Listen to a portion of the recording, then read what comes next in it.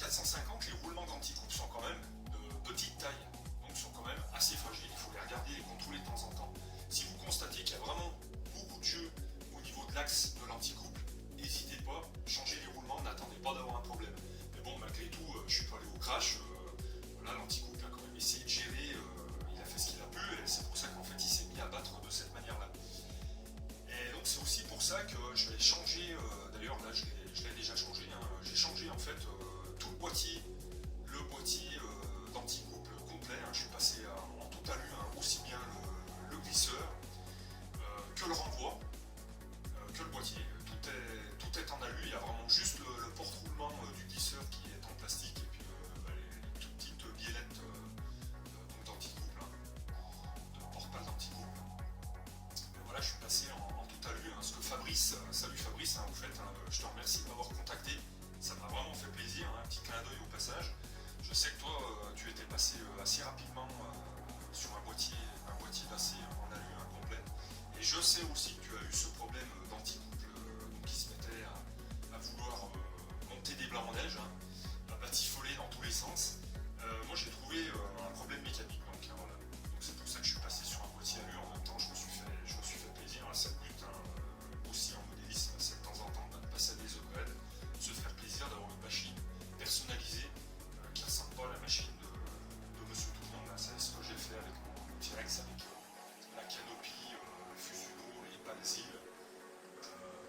voilà, tout l'arrière en Fusuno, le train d'atterrissage Fusuno, que vous avez déjà pu voir lors de précédentes vidéos.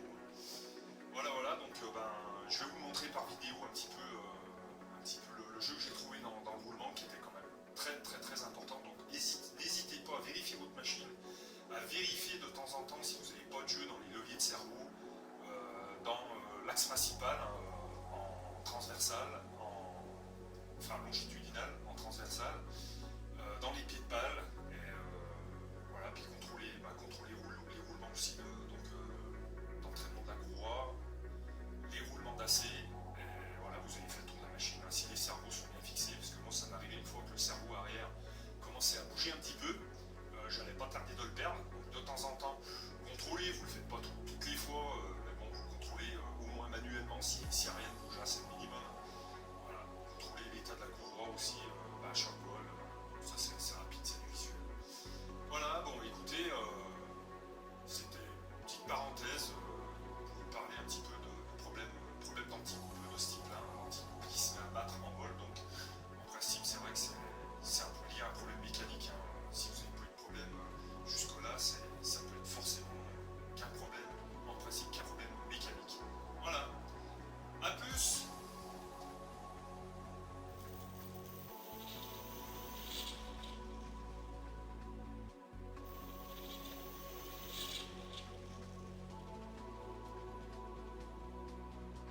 Alors, chose très intéressante, regardez, donc là j'ai enlevé l'axe d'anticouple, hein, démonté le boîtier et tout, et donc je me retrouve avec les deux petits roulements donc de l'axe d'anticouple, et regardez donc le roulement qui est côté arrière gauche de la machine, donc le plus éloigné d'anticouple. Regardez, il y a un jeu qui est tout à fait normal, enfin, ça bouge très légèrement. Par contre, celui qui est au plus près de l'anticouple, regardez, c'est impressionnant. Je pense que les billes là, c'était vraiment pas loin de se barrer. Donc là, il y a un jeu vraiment monstrueux, ce qui fait que mon anticouple, en fait, en extrémité, c'est comme ça. De ce fait, effectivement, l'électronique n'arrive plus à gérer, ou tout simplement, le glissoir vient se bloquer, ça bloque toute la tringlerie, toute la partie mécanique. Donc c'est pour ça qu'en fait, mon anticouple battait de cette manière-là. Voilà, donc là j'ai plus qu'à... Bon, maintenant la question elle va peut-être plus se poser, puisque je passe en boîtier aluminium, on verra si les roulements ramassent autant, mais c'est pour montrer un petit peu l'effort qui peut être fait en boudin quand l'anticouple vient contrer en fait la poussée latérale de la machine. C'est impressionnant.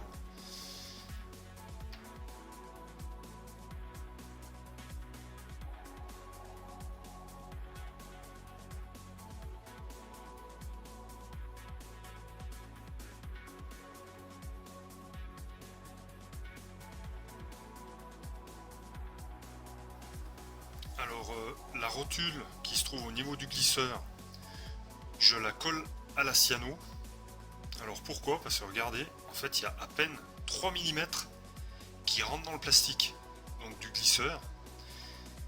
Et vu les efforts quand même engendrés à ce niveau là, donc moi je colle à la cyano, voilà. Au moins on est tranquille.